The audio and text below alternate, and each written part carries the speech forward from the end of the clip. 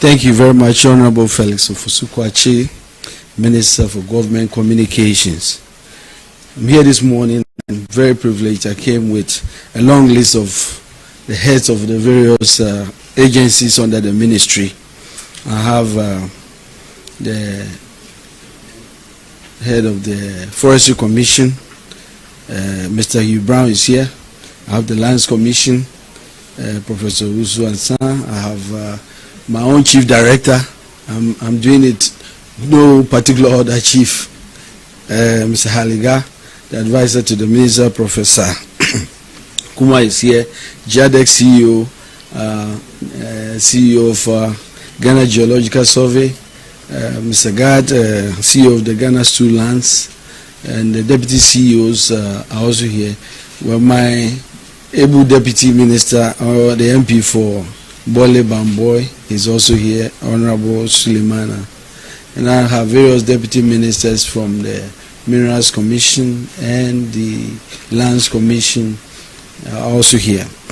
So, ladies and gentlemen, members of the media, good morning. Since the inception of this government, President Mohamed's vision of resetting Ghana has been in full force, as you all know. And Ghanaians have appreciated the dedication and commitment of those who have been tasked with the privilege of serving, including those of us at the Ministry of Lands and Natural Resources. Our mandate is to ensure the sustainable management and utilization of Ghana's lands, forests, and wildlife resources, as well as the efficient management of our mineral resources for socio-economic development. Under the purview of the ministry are 10 agencies, including the Lands, Minerals and Forestry Commissions, the Ghana Geological Survey Authority, the Ghana Boundary Commission, the Office of the Administrator of Stool Lands, the Ghana Integrated Iron and Steel Development Corporation, GISDEC, the Ghana Integrated Aluminium Development Corporation, the Minerals Development Fund. The ministry actively collaborates with other ministries and private sector stakeholders, including traditional authorities, academic institutions, the media, civil society organizations, among others. Today, I'm privileged to highlight our achievements at the Ministry of Lands and Natural Resources year to date. I'll start with an update on the fight against illegal mining activities. The mining sector is a lifeline of millions of Ghanaians. As we all know, Ghana is blessed with an abundance of minerals: gold, diamonds, bauxite, iron, salt, and others. These natural resources are under unprecedented global strain due to rapid population growth, urbanization, escalating demand for raw materials, and the compounding effects of climate change. The government of His Excellency John Dramani Mahama recognizes that for Ghana to fully harness the benefit of its mineral wealth, the law must be strengthened to ensure equity, sustainability, and shared prosperity for all stakeholders, especially our communities which bear the direct brunt of mining activities. That is why we are undertaking a comprehensive legislative and policy review at the Minerals Commission.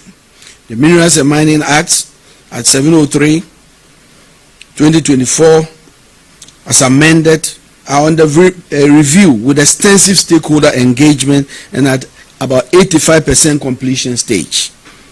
And I have to note that we've really embarked on the national stakeholder engagements across the country. Some significant changes that we are pursuing is: one, to drastically reduce the number of years that prospecting licenses are held for from perpetuity to a defined minimal period, reducing the upper limit for number of years for the grant of a mining lease from 30 years to an agreed period, obviously very reduced years. 3, abolishing development agreements and enforcing the signing of community development agreements, imposing a rate of an agreed percentage of gross revenue from the sale of minerals to fund community development projects to help fast track the development of mining communities. How many times have we talked about how mining communities are impoverished? These transformational changes will see the accelerated development of our mining communities. We are also introducing a three-tier mineral right regime by including a medium-scale mining. As we speak, we have only small-scale and large-scale. We envision the new law to have a medium-scale regime. We are also working to reduce the upper limit for stability agreements from the current 15 years to allow for capital recovery for huge investments only, or abolishing it altogether. Under the leadership of His Excellency President John Dramani Mahama, and with extensive stakeholder engagements that include traditional authorities, civil society groups, academia, government is committed to ensure that the review of the Act corrects the imbalances of the past and secure a brighter future for the benefit of all Ghanaians. And that is why we are bent on making sure that we visit every region in the country to get the inputs of the people of Ghana. In the fight against Galamsey, it must be noted that 55 small-scale mining licenses issued during the transitional period were revoked at the beginning of the year. Additionally, 907 out of 1,278 licenses, and these are small-scale mining licenses, are now under review for possible revocation due to irregularities identified by the Small-Scale Mining Review Committee, chaired by my able Deputy Minister. A similar exercise is currently ongoing to review large-scale mining licenses to ensure compliance. These measures are all aimed at sanitizing the mining sector to ensure transparency and sustainable operations. In collaboration with other agencies, including the Ghana Police Service, the Ghana Armed Forces, and the National Security Secretariat, and I must say that I've had a full cooperation of our various sector ministries, and I want to take the opportunity to thank them for their cooperation, including the Attorney General. 425 excavators and other machinery have been seized. We have also made 1,345 arrests nationwide since we started, and prosecutions are steadily progressing. I believe that the Attorney General will speak to these prosecutions and give us an update when he takes his turn. I'll specifically give you some numbers and to show you the specifics. And this is related to just the Forestry Commission and the forest reserves.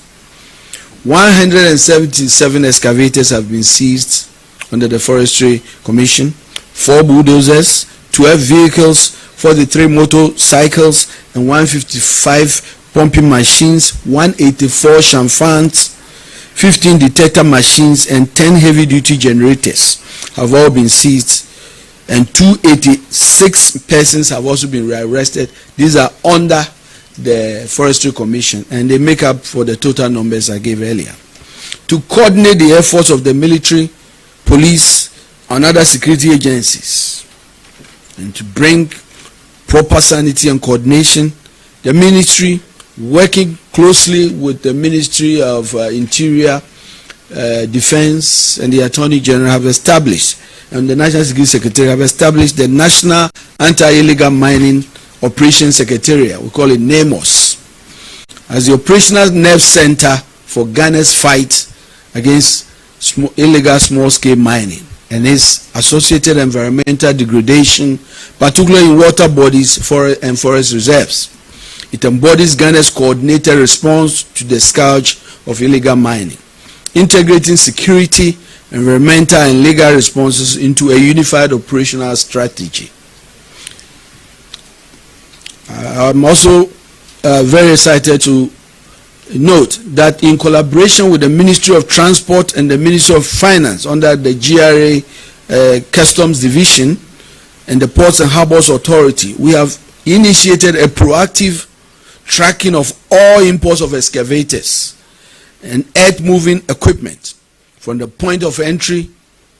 So far, 1,200 excavators have been impounded, pending validations before clearance at the port.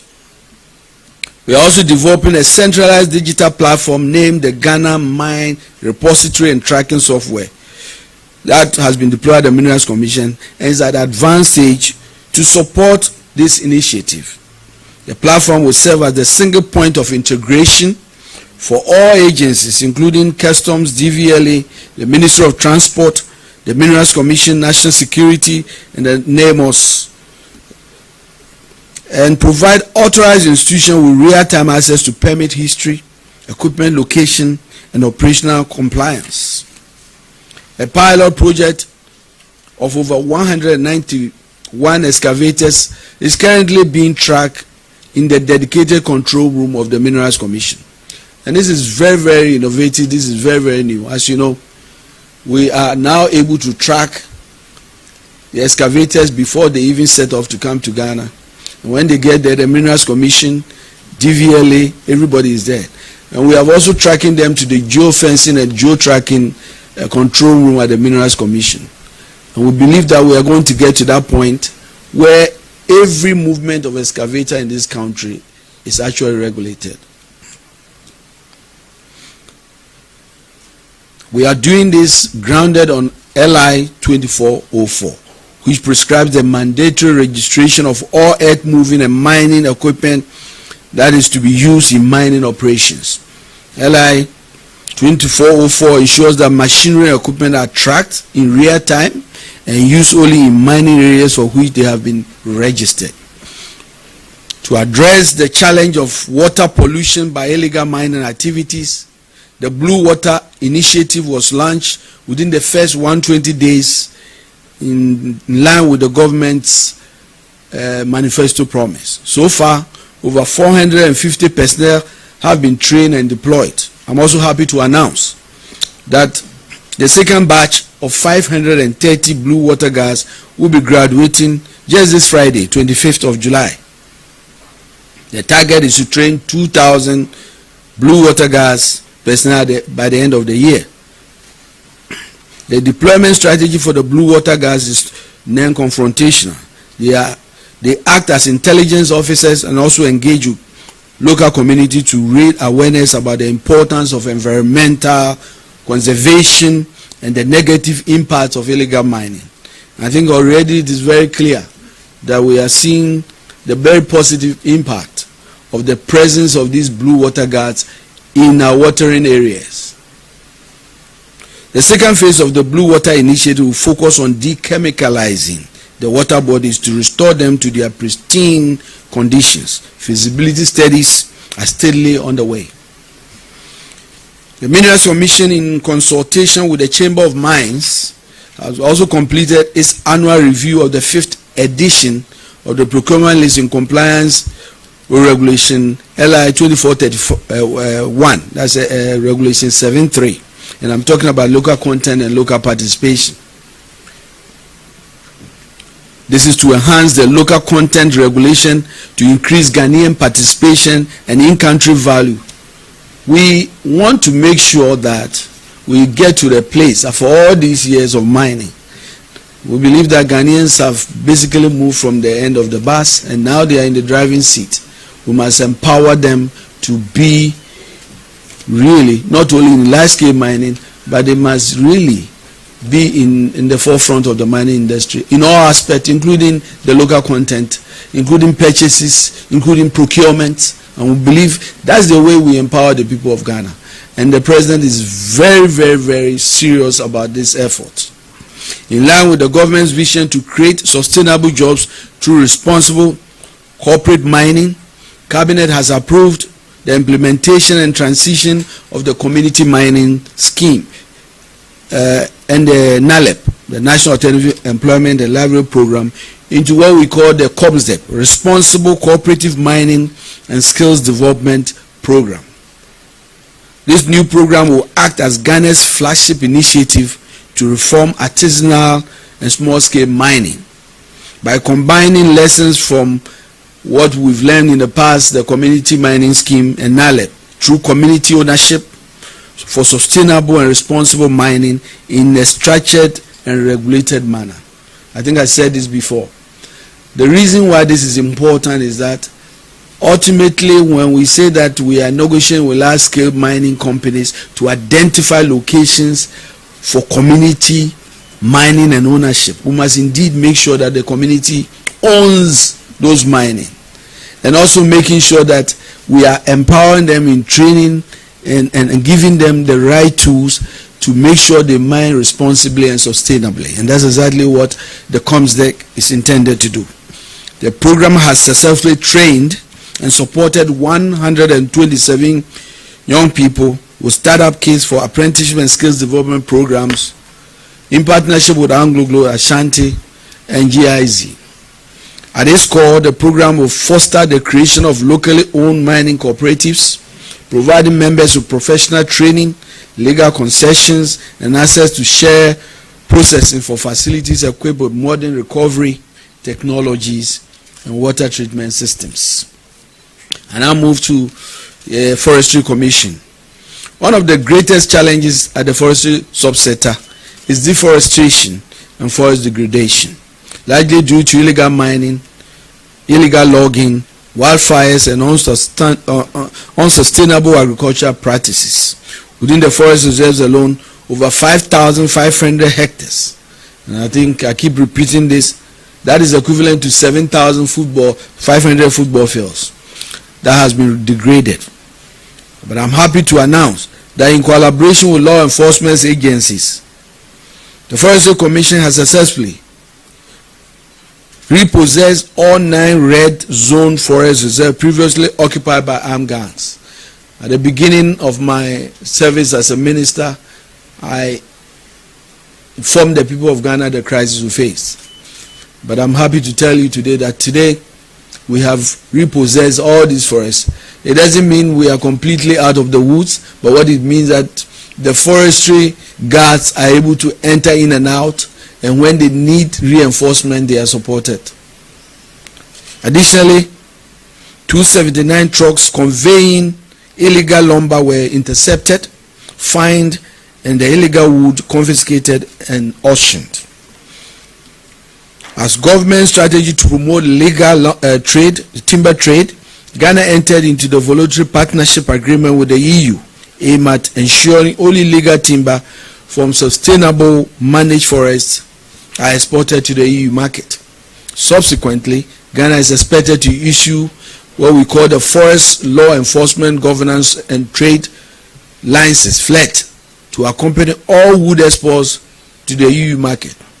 Ghana is at the final stage of completing the process for issuance of this FLET license, and the key outstanding requirements, the ratification of these TUCs, and I must inform you that we are currently trying to get that done in Parliament. And the effective date of the FLET licenses coming live will be on the 8th of October 2025. I move to a very important initiative that really is on the heart of His Excellency President John Mahama. And that is what we call the Major Reforestation Initiative, Tree for Life initiative. This was launched by His Excellency President John Mahama at Nkawie in the Ashanti region in March this year. On June 5th, the President again led the nation to commence the tree planting exercise, emphasizing the government's commitment to planting 30 million trees. As of mid-July 2025, a total of 7.8 million seedlings have been distributed and planted, out of which 2.3 million were planted by the private sector. The planting campaign is ongoing, with a target expected to be met at the end of the rainy season. And let me note that we just started the planting June and July, and that's really why you see this number. I believe that with the diligence and hard work led by the Forestry Commission team, we will meet the target by October this year. To promote ecotourism, the Commission has received proposals from strategic partners to invest in 5 potential sites: Dija National Park, Shire Hills Resource Reserve, Kalakpa Resource Reserve, Sakumono Ramsar Site, and the Muni Pumazi Ramsar Site. The proposals are being reviewed for PPP, public-private partners, to develop these areas for tourism and local economic growth. One critical area of importance, and I'm moving to the Ghana Geological Survey Authority, is geological investigations, which sits with the Ghana Geological Survey Authority. The authority supports small-scale miners with data on mineralized areas to assist with proper and regulated mining activities. And we intend to retool the authority to delve into this mandate. The reason why the geological survey is important is that we ask the question all the time, why are people mining everywhere? Because they don't know where the gold is. If only we can identify mineralized areas, then we can really organize people better in mineralized areas, and so that we don't destroy our lands, our water bodies. And that is why we are strongly focused on retooling the Ghana Geological Survey to identify these mineralized areas. We have also monitored seismic activities nationwide, which is really under the purview of the Geological Survey, with data confirming no imminent geological risk to our country.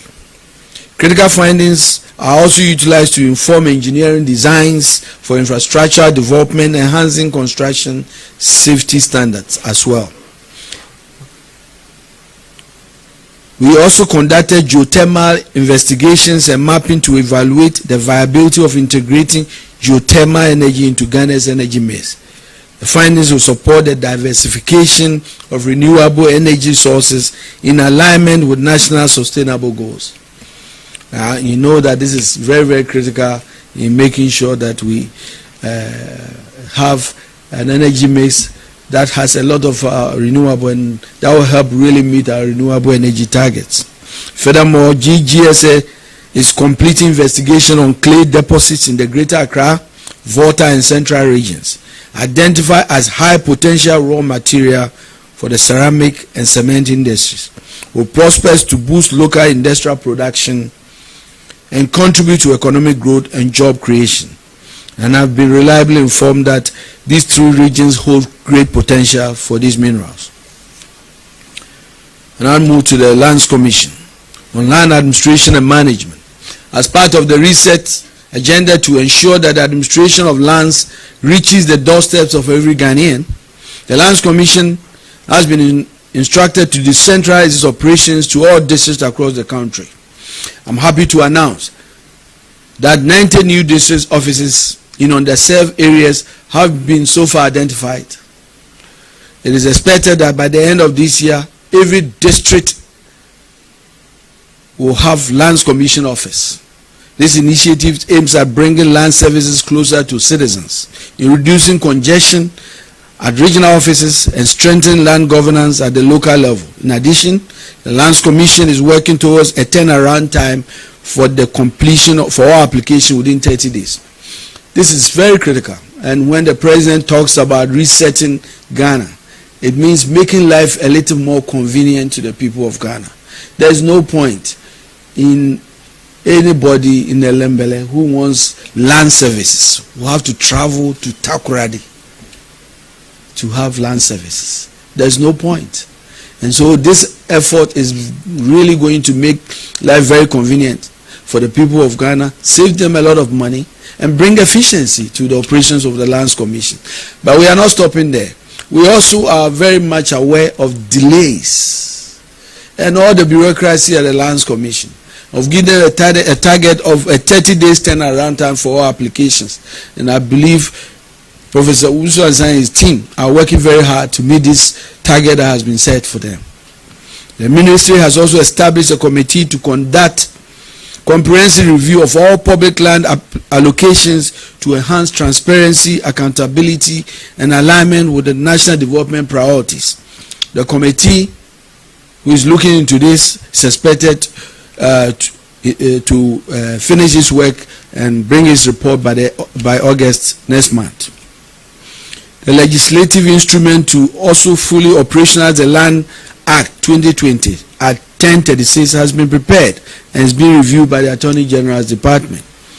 The Commission is also reviewing the 1999 National Land Policy to align with international best practices and emerging trends in land governance.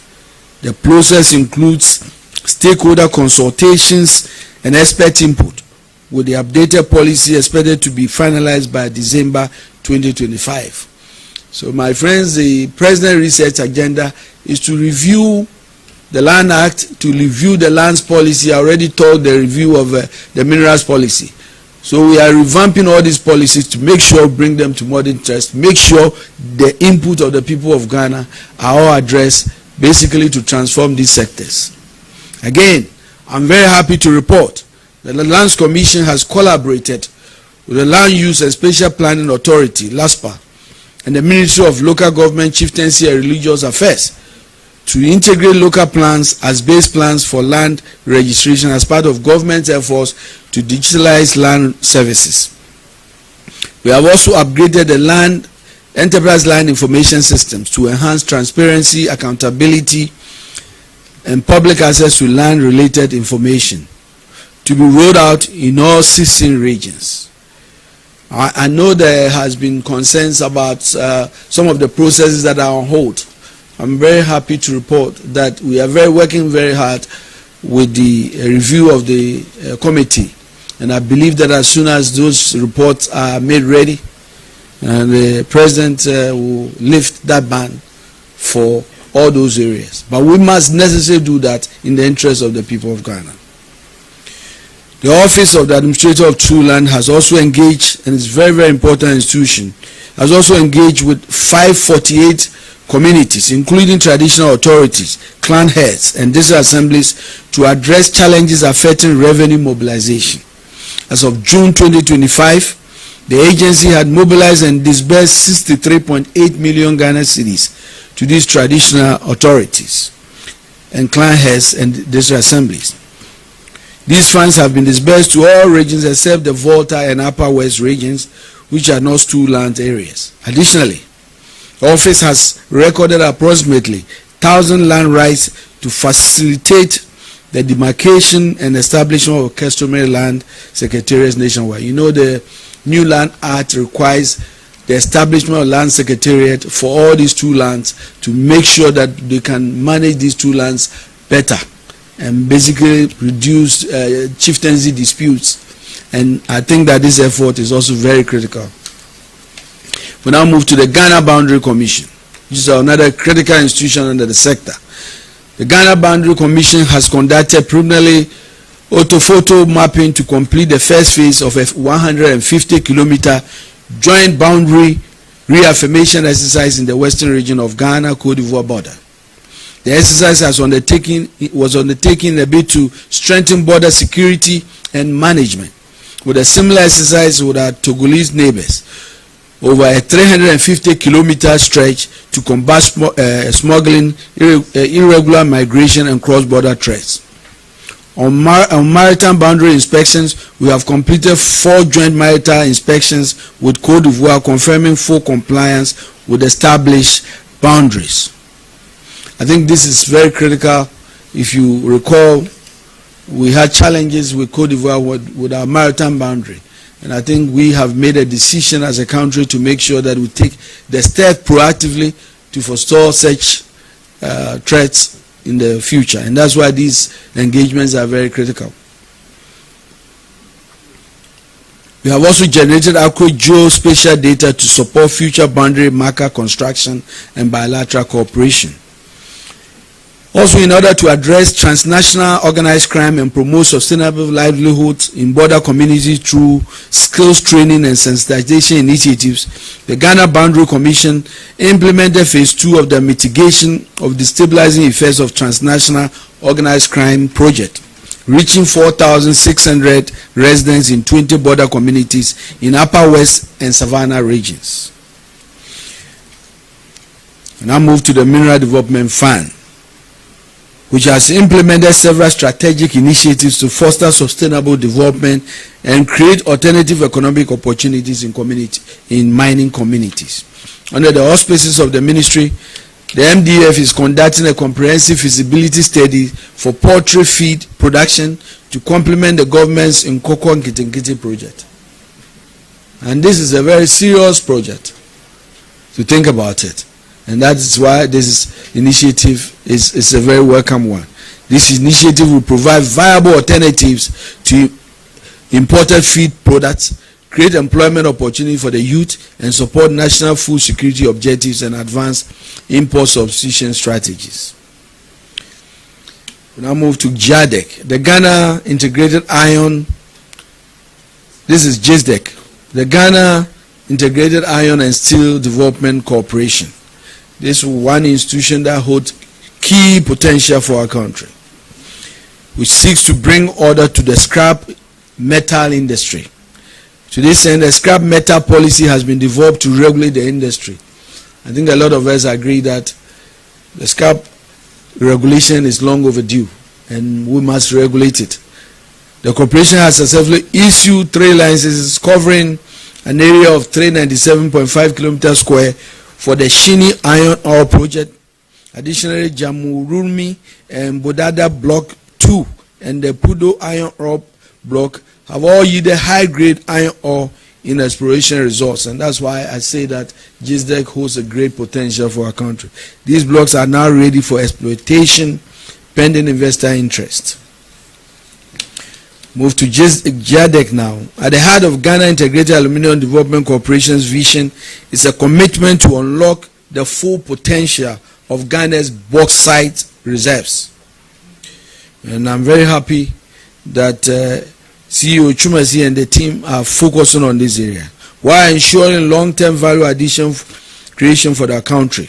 In line with this vision and in support of government's resetting Ghana agenda, we develop a new strategic path and policy objective to guide GIADEC towards becoming a financially sustainable and commercially independent state institution. GIADEC secured 6 bauxite mining leases in June 2025. Pending parliamentary ratification. This aims to strengthen Ghana's control over its bauxite resources and accelerate extraction to 2 million metric cubic tons per annum. We are exploring strategic partnerships in new bauxite mine development, including a 250-kilometer railway infrastructure for bauxite transport, expansion of the Takoradi port, and improved development of Vaku. All these efforts align with Ghana's vision to become a global player in the integrated aluminium industry. And ladies and gentlemen, this holds a key transformative effect for our country if we are able to do that, to really fulfill the dream long envisioned by our Osajifo Dr. Kwame Nkrumah. And that's why the president is really supportive of this initiative. And so, in bringing our briefs to an end, ladies and gentlemen, the Ministry of Lands and Natural Resources is on course to achieve its mandate. Its mandate is to ensure the sustainable management and utilization of the nation's lands, forests, and wildlife resources, as well as the efficient management of our mineral resources for socio-economic growth and development. But let me make it clear, the ministry is under no illusion that the fight against illegal mining is an easy one. We know that it is a marathon and not a sprint. We will definitely prevail at the end. I'm very sure about that, if you clearly follow the measures we have put in place. We are also not against mining at all. In fact, we are trying to do everything to encourage responsible and sustainable mining. And we will do everything to support responsible mining. But ladies and gentlemen, we have drawn a line in the sand. And I believe the president is very focused on that. We have drawn a line in the sand and we will fight against irresponsible, reckless mining activities that endanger our very lives. Let me also assure the good people of Ghana that we are steadfast, we are committed, and focused on winning this fight of our lifetime. And with the political will and support of His Excellency President John Dramani Mahama. And I have to tell you, we get that assurance on a weekly basis. When key ministers that he has set up are meeting with him on a weekly basis to address the progress we are making. This is how serious he takes this fight. We will ensure that our water bodies are turned blue, that our forests are turned green, and our environment is restored and preserved for posterity. I therefore call on all well-meaning Ghanaians and other partners to join us in this fight to save the soul of our country. I thank you, and may God bless our homeland, Ghana. Welcome. All right, thank you, Honorable Minister, for that crisp but detailed presentation. So the floor is opened at this time for questions from the media on the presentation that has been made, or any matters relating to the lands and natural resources sector or Galamsey. Komla Klucha, I work at TV3. You said the Forestry Commission has successfully repossessed all 9 red-zoned forest reserves previously occupied by armed gangs protecting illegal miners. So that's a quote from what you just read. What's the status of the others in the face of what UTAC has said, that you are doing very little when it comes to the fight against Galamsey? Then secondly, you also touched on one of the things that the MDF is doing, that's the Minerals Development Fund, where they are undertaking a comprehensive feasibility study for poultry feed production to complement government's Nkokon Kitinkiti program.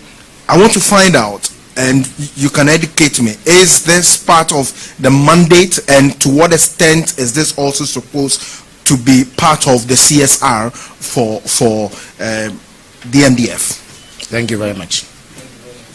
No, we'll take 5 questions. And this round, after which we'll come back. Yeah. Okay, I am Akosi Awotre. I work with City FM Channel 1 TV. Honorable Minister, I want to find out from you. On July 10, you gave clear orders for EMP and Azuma Resources to within 7 days resolve the impasse. I want to tell you that it's 13 days and we want to know what the status is. Secondly, in October 2020, His Excellency, then presidential candidate, gave orders that should he win, he was going to ensure that jailed miners are freed. And then subsequently, in January this year, in fact, during your swearing in, he charged for intensified efforts to arrest these Galamseyers. Now we are seeing the arrest. But what is the assurance that as time goes on, we do not see these jailed miners being freed? Thank you. Thank you. No, 3 more questions before we come here. So, note. My name is Shadrach Odamejare, Metro TV. Honorable, my question is on lands, again, under the Lands Commission details you give. I think before this government came into power, there were alleged cases of previous functionaries stealing or improperly taking lands. What is the roadmap, or what has happened to this issue? And then also there were cases of extortion at the Lands Commission before this government came into power. What has practically been done? Thank you. Thank you very much. Yes, my name is Wisdom Hedejumi. I work with TVXYZ. Still on the Lands Commission. A 2019 report showed that the Lands Commission is one of the most corrupt institutions in the country. I just want to find out, with all of these that's been said, what is the ministry doing practically to ensure that the lives of the staff of the Lands Commission is made better, so they stop this corrupt act, if that's it to say? This is alleged corruption. You must clarify. There's a report. Yeah, but the report was only alleging corruption. That is what it is. So we need to clarify and put things in proper perspective. Yes. Last one. And then come. Please go ahead, Ian. I'm ED with the Ghana News Agency. Mr. Mr. Minister, please, you said the years of prospecting, you are going to review it. And we know that it's likely some companies will be affected.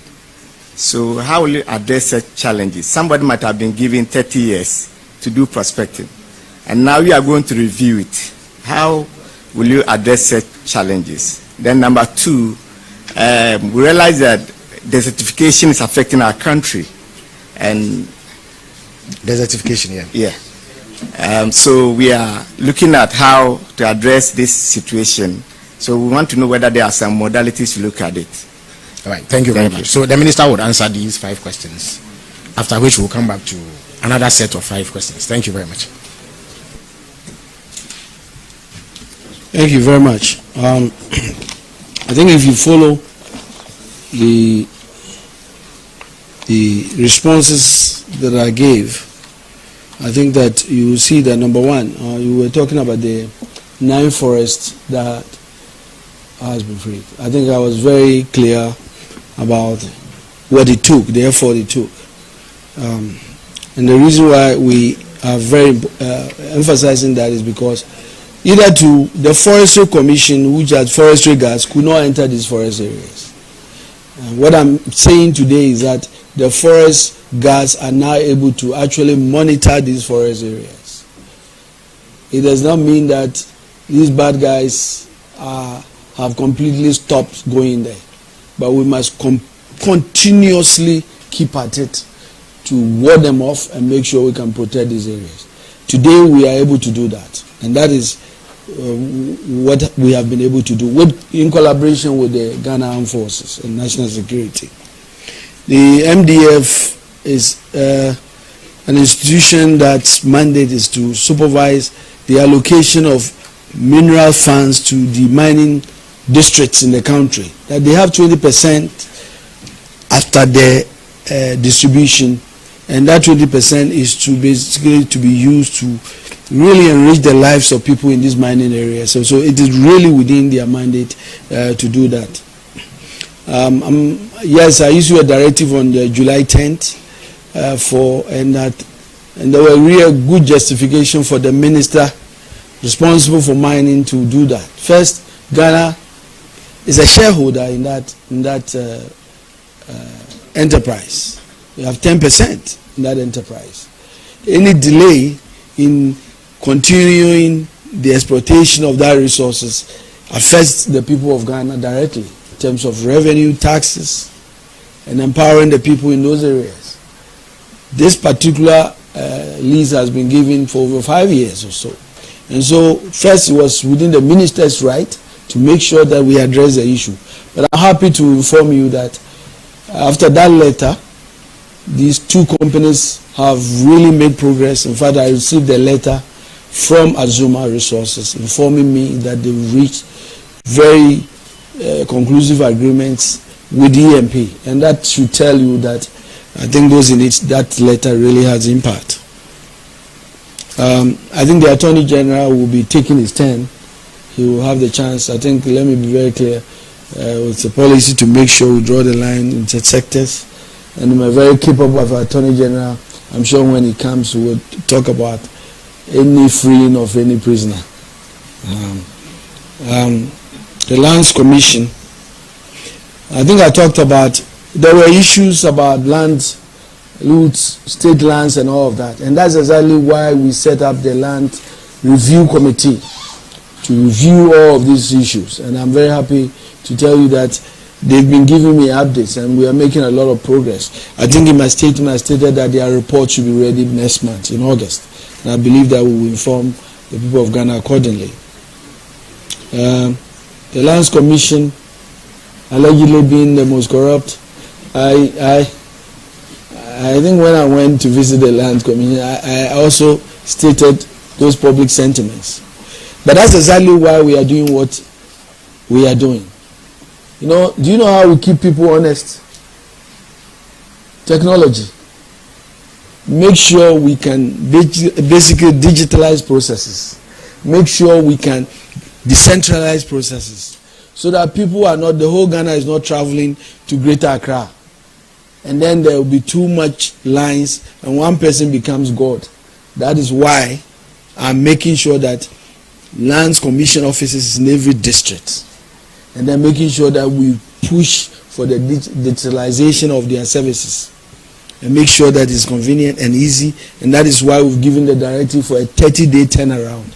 I believe with the combination of all of this, we will see a very effective Lands Commission in Ghana. I think that the review is ongoing, but as I want you to know that in Ghana we don't do retrospective laws, and so if we have already given somebody a right and we really have new laws, I think we are always guided to make sure. And that's why this place is a place where investors always come to Ghana to invest. We will not jump on them and throw anything at them suddenly where they are not going to be aware of it. And so some of those agreements are really sanctified, and we are going to respect that. But going forward, exactly what are the things that we can do to really empower the people of Ghana and make sure that the resources of Ghana, all of the things we are doing, if you look at the Mining Act and the things I've said, are basically putting Ghanaians at the commanding height of our industry, empowering the people of Ghana. This was the vision. So the vision of our founders, that we must get to the point where the people of Ghana are the real beneficiary of these resources. And I believe that me and you, our time, we must make sure we push. And this is what the president is fighting for. And when the president says that he is making sure that large-scale mining companies, and I'll tell you, already just in the last 6 months, we've been able to negotiate, and just by March next year we are going to get a mine that was 30 years old back in the hands of the people of Ghana. And we believe that that is in the right direction, and that's why we are doing all these reviews and policy reviews. I think that the desiccation question was very important, but the Tree for Life initiative that has been launched directly addresses the issue of reforestation and afforestation. Thank you.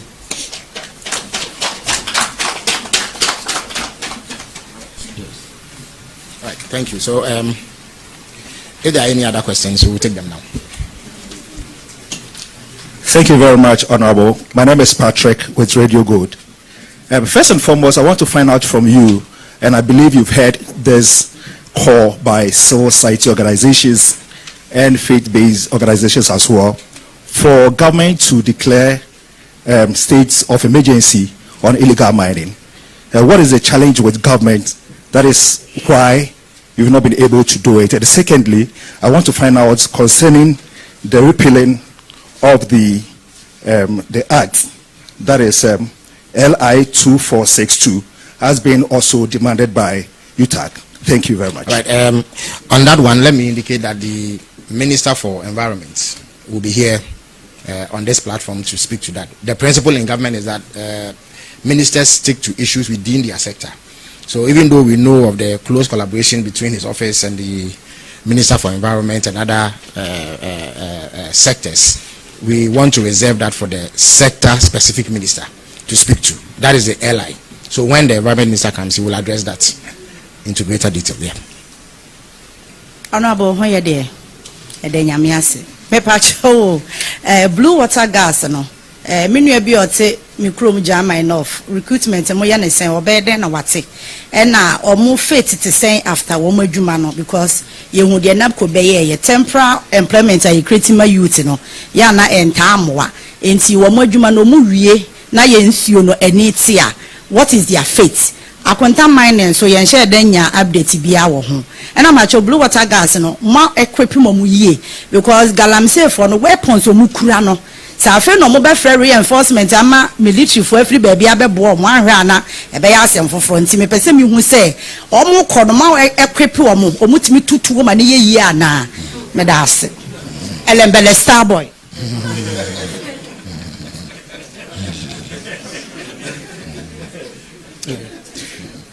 My name is Maxwell Agbagba. I work with Joy FM and Enjoy News.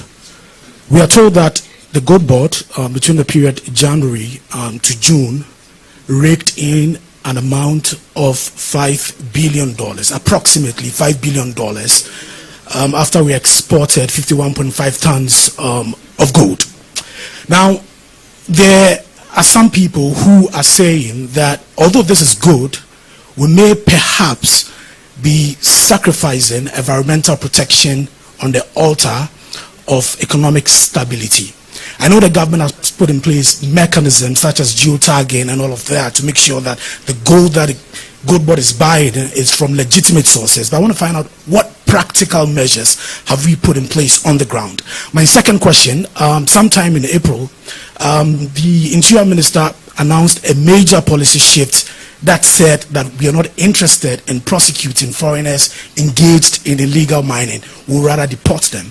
I want to find out from that period, so now, how many foreigners engaged in illegal mining have we deported? Thank you. Again, that would fall under the remit of the Interior Ministry, not the Lands and Natural Resources Ministry. Yes. Please go ahead. So, good afternoon. My name is Emmanuel Romeo Tete. I work with Ahunto FM.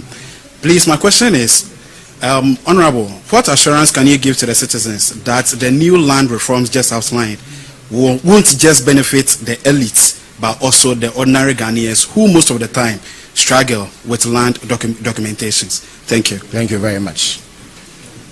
Yeah, so 2 last questions.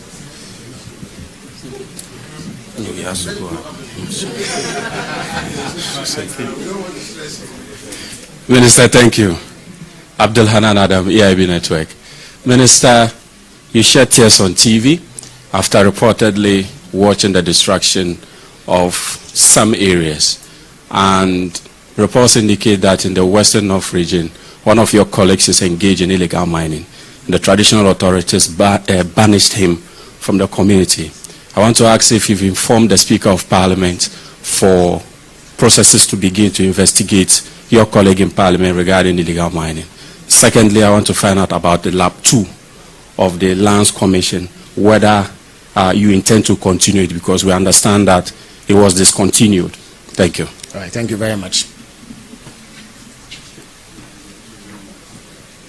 Thank you very much. I want to find out from you, Honorable Minister, if the aim of the Land Act 2020 is to enable government to appropriate land that belong to state institutions such as GBC, because a piece of land that was given to GBC in 1956 by a certificate of allocation was appropriated a few years ago, and a mansion has been built on it, and as we speak, not a peswa has been given to GBC, and the explanation is that, well, with the act in place, government of Ghana can appropriate any land that belongs to any state institution. Thank you. All right, thank you very much. So the Honorable Minister will answer these questions. Thank you. So, I think anytime I hear state of emergency, I go back to the things we are doing to show that we are treating this matter as a matter of national emergency. In my speech, I was very clear about a complete overhaul of the licensing regime.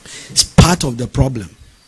If we are able to make sure that the licensing regime is more transparent and efficient, and that the turnaround time for licensing, those people who are engaging in illegal mining, because they can't just go through this bureaucracy, will follow and get licenses.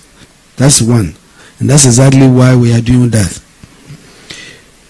We are basically put very strict regulation on excavators, and I described the length and breadth of how excavators will enter the country, how they will be regulated, from the port to geofencing them, geo-tracking them, and making sure that the control room at Mineral Commission will know every movement 24 hours a day. I talked to you about the coordination with the security forces, the police and the army, national security, and making sure that the ministry is taking the lead by coordinating these efforts into the establishment of a nerve center called NEMOS. This is really treating this matter as an emergency. I told you of bringing about the blue water guards to make sure we train them to cover riverine areas as the first responders, intelligence officers. Under that preview, we've had 12 naval riverine bases. They are very close to where the naval gas, blue water gas are located, so that they can really be informed and respond. More than that, they are intelligence officers and educators of the importance of not polluting waters in those riverine areas in the community. That is treating this matter as an emergency. The Tree for Life initiative that is really driving to make sure that we can plant millions of trees to restore our degraded lands. I talked about 7,500 degraded lands, and we are doing everything to aggressively make sure we can plant trees and bring it back and make it green again. Turning the water blue and turning this green aggressively in all these initiatives. Establishing cooperative mining, where we intend to organize mining better, empower people in communities, training them, giving them the tools they need, enhancing the capacity of geological survey, working with large-scale mining companies to identify mineralized areas, and putting people in organized groups. I believe that all of this are treating this issue as clearly a very urgent matter. Since I became minister, see me all over the place engaging and educating, sensitizing, revamping the laws. All of this is to tell you that President John Mahama is treating this issue of illegal mining with all the urgency it deserves. And that's my answer to anybody who asks me about how the state of matter has been treated. And so that's my answer. Blue Water Guard. Blue Water Guard ejuma no ehia papa. Nkrofo na omo se nsuo no omo krom na yafa nkrofo na afi. Omo ankasa oti Ankobra River na no. Na nkrofo wo krom ho na ankasa na ese no. Wo so ankasa sisia ya ko kire se wo se nsuo na yese no ekun nyina. Chemicals cry komo niema. Me no can say just a few months I have Blue Water Guard. Omo are champions for communities in the area. More than that, omo ye intelligence officers are omo. Makacha say omo ni navy for na ejuma, and it's giving them an outlook that is different from where they were. It is also really helping them to be community champions. I think that when I went to speak to these Blue Water Guards, what I told them is that they should go back into history and think about the crisis of our time, which is this one we are talking about. And just imagine that they are the ones that have been selected in the spirit of the young pioneers to move around to make sure we fight to turn our waters blue again. How do you feel when you drive around and you look at our water bodies and they turn brown? It is us who have to do it. And so to have young people believe that this is not so much about money, it's about the future of our country, I think it's a big deal. And that's what we are doing. And I believe that they have a future because the Minerals Commission is working on a long-term plan for them. And so they have to say, me believe say experience omunya in sukra ten brewer omo experience bibi kura betumi akọ navy bibi betumi akọ edimti ade a e ma omo life experience a ebe bo omo. The gold board, I think all the things I've talked about is to make sure there's transparent sourcing of gold. This is critical. We are moving to a place where the sources of gold, if we are not able to put these systems that I've been talking about in making sure we have even cooperative mining. We recently had the mining in motion. We brought the world's most powerful players of the gold industry. They were so impressed about the steps Ghana is taking.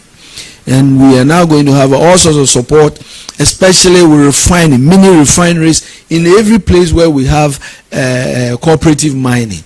What that does is that this gold, when it's exported, the world will be assured we know the sources of this gold and they are coming from legitimate legal sources, and because of that Ghana's gold will have place. So we are doing everything, working in collaboration with the gold board to make sure that this gold that we are actually sending out are coming from legal and sustainable sources. I think they've talked about the foreigners. Land reforms is very critical. Are we doing everything that to make sure that it benefits ordinary Ghanaians? Yes. When you hear me say that I've given directive to make sure land services are at the doorsteps of the people, it's making sure that ordinary Ghanaians are empowered.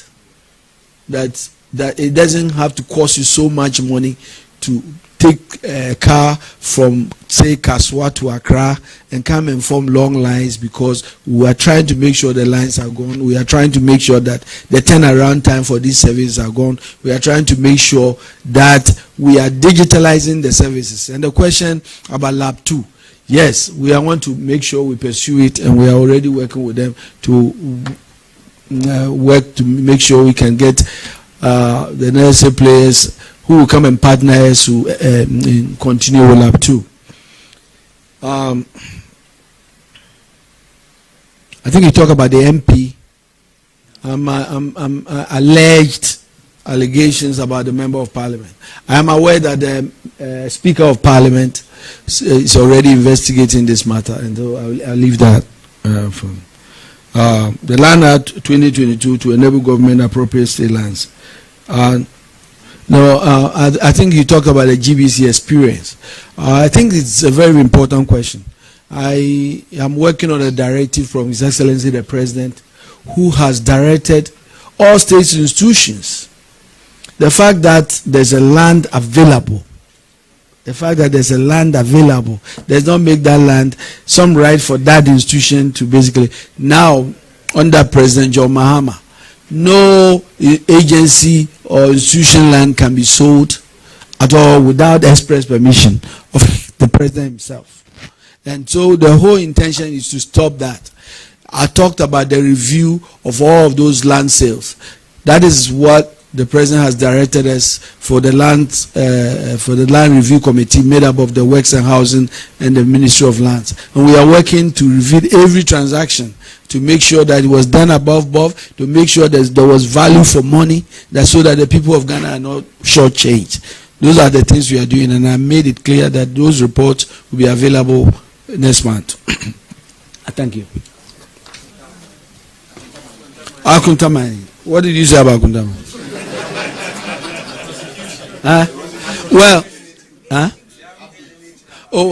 I think the Attorney General gave me a brief about the progress they are making, and they were making sure that they get all the information they need about all the agencies that are connected, Minerals Commission and others, and I'm told that they are moving full steam ahead with Akuntamani, with all other investigations and prosecutions. And I believe, when I say we've drawn the line in the sand, this fight is not about NDC or MPP. It's about the soul of our country. And if you don't understand it, you won't understand it. It is that way. And we believe that we will try to make sure we make services, we make licensing regime easy, so that everybody will have the right to do the right thing.